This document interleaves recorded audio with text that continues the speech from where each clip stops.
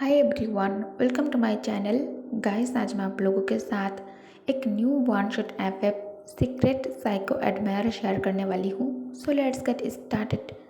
गहरी नींद में मुझे महसूस हुआ कि कोई मेरे होठों पर अपने होठों को रखकर गहराई से मुझे चूम रहा है, लेकिन नींद के असर के वजह से आंखें खोलना मेरे लिए मुश्किल हो रहा था। सांस जैसे रुक सी गई थी। मैं इससे छूटने की कोशिश कर रहा था, लेकिन कुछ कर नहीं पा रहा था। हाथ पैर हिलाने की भी ताकत जैसी कहीं खो गई थी। ऐसा लग रहा था जैसे किसी ने मेरे हाथ पैर को कसकर पकड़ रखा हो।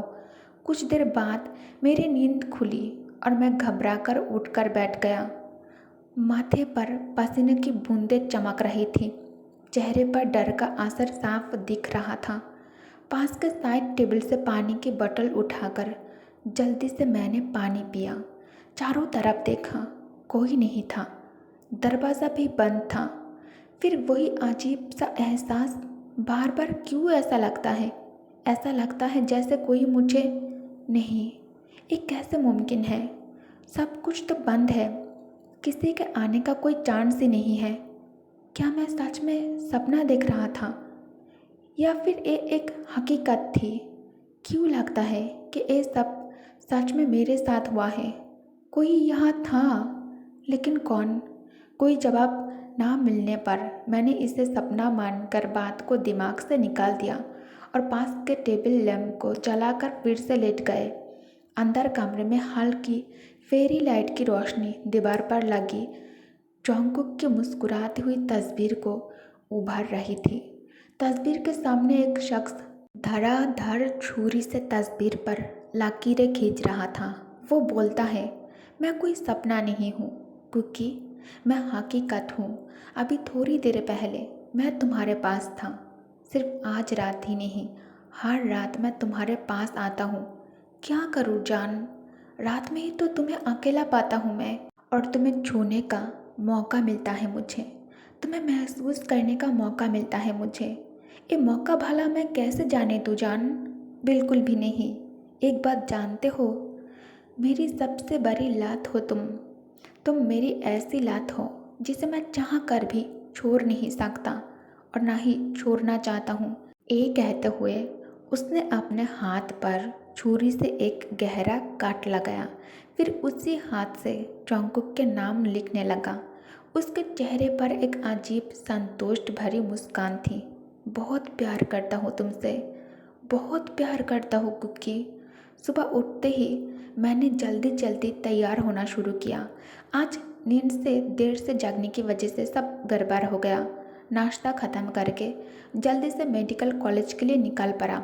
जैसे ही दरवाज़ा खुला, मेरी नज़र नीचे रखे सफ़ेद गुलाबों के एक गुच्छे पर पड़ी।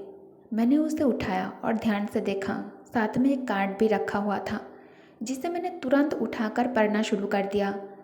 दिन ख़त्म हो, रात ख़त्म हो। कार्ड पढ़ते ही मेरे चेहरे पर एक हल्की सी मुस्कान आ गई। रोज़ सुबह दरवाजे के बाहर इसी तरह के फूलों का गुलदस्ता रखा हुआ मिलता है मुझे, जिसके साथ ऐसे ही जज्बात से भरी हुई कविता होती है, लेकिन देने वाले का नाम कभी नहीं लिखा होता उसमें। पहले मुझे ये सब अजीब और परेशान करने वाला लगता था, लेकिन अब ये सब कुछ अच्छा लगने लगा है मुझे। फूलों को कमरे में रखकर मैं मेडिकल कॉलेज के लिए निकल गया। मेरा नाम है जियोन जॉन्गकुक। मेरे पिता आर्मी ऑफिसर थे, लेकिन मेरी 12 साल की उम्र में वो बॉर्डर पर शहीद हो गए। माँ इस सदमे को सह नहीं पाई और पापा के पास चली गई। इसके बाद हमारी नौकरानी अफसाना आंटी ने मेरी परवरिश की। वो हमारे साथ ही रहती थी, इसलिए मम्मी पापा के जाने के बाद मेरी जिम्मेदारी उन्होंने संभाल ली। पापा ने हमारे लिए एक फ्लैट खरीद कर रखा था। अब मैं वही रहता हूँ, क्योंकि पापा आर्मी में थे। उनकी मौत के बाद सरकार से मिलने वाले पैसा और पापा की बचत के सारे मैंने अपने पढ़ाई पर पूरी तरह ख़त्म कर दिया।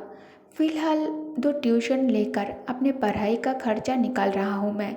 आधे घंटे के बाद कॉलेज में जॉन्गकुक गुस्से में कहता है, काई, मैं तुम्हें कितनी बार बोल चुका हूँ कि अपने लैंग्वेज संभाल कर रखो, बात संभाल कर बोला करो, मैं टॉलरेट नहीं करूँगा। काई मुस्कुराते हुए कहता है, अरे बेबी, तुम तो आज इतने ज़्यादा हॉट लग रहे हो। जॉन्गकुक गुस्से में काई की तरफ देखते हुए कहता है, बस करो, अपना ड्रामा बस करो और यहाँ से चले जाओ, वरना मुझसे बुरा कोई नहीं होगा। काई अजीब सी हंसी के साथ कहता है, उफ, इतना एटीट्यूड किस बात का? तुम्हें पता है तुम भी मुझे पसंद करते हो, अगर नहीं भी करते हो तो एक दिन के लिए तो चलेगा ना। काई की बात सुन के जॉन्गकुक बिना कुछ सोचे टेबल पर रखा पानी का गिलास उठाया और सीधा काई के मुंह पर फेंक देता है। पूरे कैंटीन में सब लोग चुप हो जाते हैं और जॉन्गकुक चिल्लाता है, तेरी हिम्मत कैसे हुई मुझे इस तरह के बातें कहने की? अगर इतनी ज़रूरत है तो किसी और जगह जा, यहाँ क्यों आया? और याद रख, और अगर तू दोबारा मुझे अपने आसपास भी देखा ना तो मुझसे ज़्यादा बुरा कोई नहीं होगा। काई गुस्से में कुछ बोलने ही वाला था, तब एक प्रोफेसर आ जाते हैं। प्रोफेसर पूरा मामला समझने के बाद काई को सिर्फ एक वार्निंग देते हैं, लेकिन अंदर ही अंदर काई बदला लेने की कोशिश कर रहा होता है। काई गुस्से में कहता है, तुम्हें इसका प्राइस पे करना पड़ेगा जॉन्गकुक। जॉन्गकुक काफ़ी गुस्से में होता है, लेकिन उसके दोस्त लिसा और जिमिन उसे शांत करने की कोशिश करने लगता है। लिसा कहती है, कुकी, तू एक क्या कर दिया है? तू जानता है ना, काई काफ़ी पावरफुल है। जॉन्गकुक साइक्रेस्टिकली कहता है, हाँ मुझे पता है, काई बहुत पावरफुल है और मैं अकेला एक अनाथ हूँ और बहुत ही ज़्यादा वीक हूँ ना। हाँ, जिमिन कहता है, ऐसा मत बोल कुकी, हम बस तुझे वार्न कर रहे हैं कि ऐसे लोगों से बच के रहना चाहिए हमें। जॉन्गकुक थक कर कहता है, हाँ मुझे पता है, चलो रहने दो अब। रात को अपने घर आकर जॉन्गकुक अपने कमरे का दरवाज़ा बंद कर देता है। उसकी आंखों में आंसू भर जाते हैं और वो अपने आप से बोलता है, मैं क्यों किसी से डरता हूँ? मैं भी एक इंसान हूँ, मेरा भी अपना सेल्फ रिस्पेक्ट है। अगर कोई उसे तोड़ने की कोशिश करेगा तो मैं चुप नहीं रहूँगा।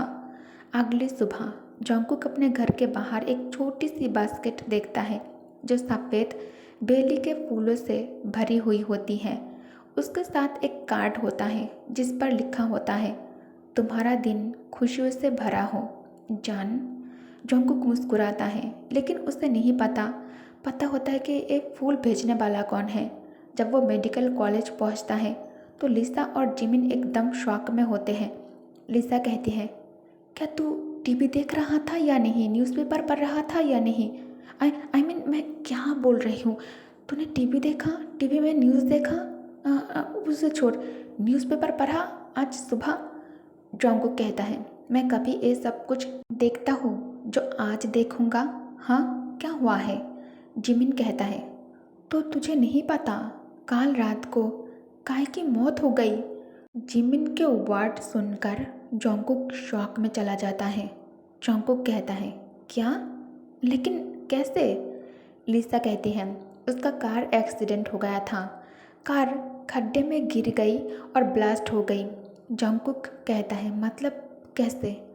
जिमिन कहता है, कल रात को नाइट क्लब से वापस आते वक्त किसी ने उसकी गाड़ी को टक्कर मार दी और गाड़ी खाई में गिरकर ब्लास्ट हो गई और वो वही ऑन द स्पॉट पर ही मर गया। लिसा कहती है, पूरा बॉडी जल गया है ब्रो, पहचानना बहुत ज़्यादा मुश्किल है। लेकिन सबसे अजीब बात ये है कि उसकी राइट हैंड गायब है, मतलब लाश के साथ ना उसका हाथ है, ना आंखें और ना जुबान। जॉन्गकुक कहता है, पागल हो गए हो क्या? ये सब चीज़ें कैसे गायब हो सकती हैं? जिमिन कहता है, अरे लिसा की बच्ची, न्यूज़ नहीं देखी क्या? भूल गया कि ब्लास्ट की वजह से उसका बॉडी उड़ गया था, जिसकी वजह से हाथ पैर अलग हो गए होंगे और इधर उधर गिर गए होंगे। और वैसे भी उसका बॉडी बहुत बैडली डैमेज था, बहुत सारे ऑर्गन्स तो लटक रहे थे। जॉन्गकुक कहता है, बस करो जिमिन, अब चुप हो जा प्लीज़, मैं और नहीं सुन सकता। सुनते ही मेरी रूह काँप रही है। दूसरे तरफ कोई जोंगकुक के तस्वीर के सामने खड़े होकर कह रहा था, असल सच तो कोई नहीं जानता बेबी, बस मैं जानता हूँ। तुम सुनना चाहते हो असल सच क्या है? चलो अब मैं तुम्हें बता ही देता हूँ। हाँ, मैंने उसका ये हाल किया है। हाँ, मैंने किया है। तुम्हारे तरफ गलत नज़र डालने की सज़ा मैंने दी है उसे। कल रात मैंने उसे बेहोश करके यहाँ लाया था। पहले मैंने उसे बांधा और जब वो जाग गया तब मैं धीरे धीरे तकलीफ़ देकर उसे मार दिया। पहले मैंने उसका वो हाथ काट दिया जो तुम्हें छू रहा था, फिर उसकी वो जुबान कटी जिससे तुम्हारे बारे में गंदे अल्फाज बोल रहे थे। फिर मैंने उसकी 2 आंखें निकाल दी, उसका पूरा शरीर टुकड़े टुकड़े कर दिया और फिर एक एक्सीडेंट का नाटक करके उसकी गाड़ी ब्लास्ट करवा दी। तुम्हारे तरफ नज़र उठाकर देखने का अंजाम सिर्फ मौत है बेबी। जो तुम्हारे तरफ हाथ बढ़ाएगा उसका ये हाल करूँगा मैं, क्योंकि तुम सिर्फ मेरे हो, तुम मेरी आदत हो, मेरा नशा हो तुम। You are mine addiction baby boy. Okay guys, तो इस पार्ट को मैं यही एंड करती हूँ। Thanks for watching. Good night, take care, bye bye.